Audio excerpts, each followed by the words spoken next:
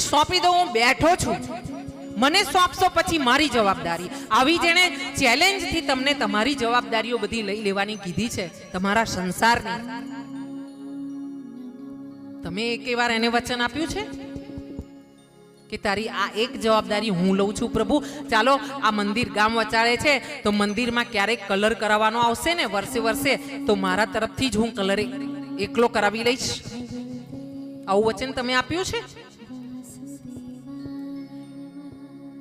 એની જગ્યાએ જે ભૂદેવ ત્યાં પૂજન કરતા હોય ને, મેં એવું જોયું છે કે પેરિસ જેવું ગામ હોય, ઘરમાં બધા જ ફોરેનમાં હોય, ખાલી ડોસા ડગરા ત્યાં રહેતા હોય ને નોકરો એમની સેવા કરતા હોય, ડોલરોની ધૂમ ઉડતી હોય, એવા ગામ વચાળે મોટું મોટું મસ્ત મોટું મંદિર બનાવ્યું હોય, હોલ હોય, સુંદર હોય મંદિર, અને એમાં જે મહારાજ બેઠા હોય ને એની ધોતી ફાટલી હોય ભૂદેવની. અને એ મહારાજને આપણે જો ત્યાં કથા કરવા ગયા હોય ને દર્શન કરીએ ને તો આપણી સાથે ગામના આગેવાનો આવ્યા હોય તો કે મને કે શાસ્ત્રીજી આ ભૂદેવ છે ને અહીંથી સિંગદાણા ચોરી જાય છે મંદિરથી. અરે ફટ છે તમને કે ભૂદેવે સિંગદાણા ચોરવા પડે છે. તમે એનું શું ધ્યાન રાખ્યું કે એને સિંગદાણા લઈ જવા પડે છે મંદિરથી? તમે એક ભૂદેવનો પરિવાર નથી પાલવી શકતા? હા, કોઈ ગામમાં વસ્તુ હોય ને તો પેલા ગામના કૂતરા જોવા, પાદરે કૂતરા બેઠા હોય ને જોવાનું, કૂતરું મસ્ત છે. જે કૂતરાને આટલું ના નાખતા હોય ને એ ગામમાં ક્યારેય વસવું નહીં, સમજી જ જવાનું. હા,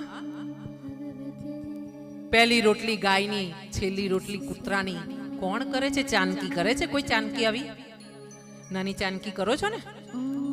કરવી નહીં તો પહેલી રોટલી બેન છે ને રસોઈ કરતા કરતા પોતે ખાય.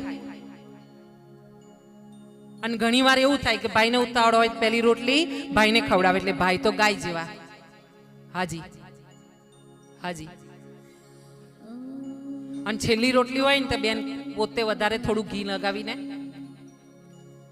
હવે મારે બોલવાની જરૂર નથી.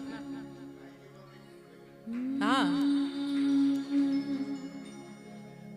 અહીંયા પ્રભુ પધાર્યા છે, દ્વારિકાના નાથ આવ્યા છે, યુધિષ્ઠિરજીને યજ્ઞો કરાવ્યા છે.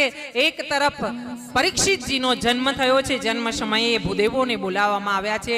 અને જો તમે પહેલાના જમાનામાં એવો નિયમ હતો કે બાળકનો જન્મ થાય ને ત્યારે ભૂદેવોને બોલાવવામાં આવતા, એના આશીર્વાદ અપાવવામાં આવતા, અને એમને કહેવામાં આવતું કે આનું મુખડું જોઈને કહો કે અમારો દીકરો, અમારી દીકરી જે જન્મ લીધું છે ને બાળકે, એનું આગળનું ભવિષ્ય શું થશે ભૂદેવ? અને એમને દાન આપવામાં આવતું. હા, એની જગ્યાએ હવે તો જુઓ કે તમે આગલા રૂમમાં ભૂદેવ કદાચ ભાઈ એમ કે ને અમે ગામમાં ગયા હતા આવી રીતે કથામાં, તો પછી કથા પતી એટલે આ તો આપણે તો હરિદ્વાર આવ્યા છે એટલે બાકી ગામમાં હોઈએ તો પધરામણી કરવા કંકુ પગલા માટે લઈ જાય બધા આશીર્વાદ માટે. એટલે મને કે શાસ્ત્રીજી ચાલો આપણે એક જગ્યાએ મને કીધું છે એટલે તમારે કથાવાળા ભાઈ મને કે તમારે આવવાનું છે પગલા પાડવા માટે. મેં કીધું ચાલો ભાઈ. ભૂદેવે કોઈ દિવસ આશીર્વાદ આપવામાં અને દક્ષિણા લેવામાં ના નહીં પાડવાની, આ એનો ધર્મ છે.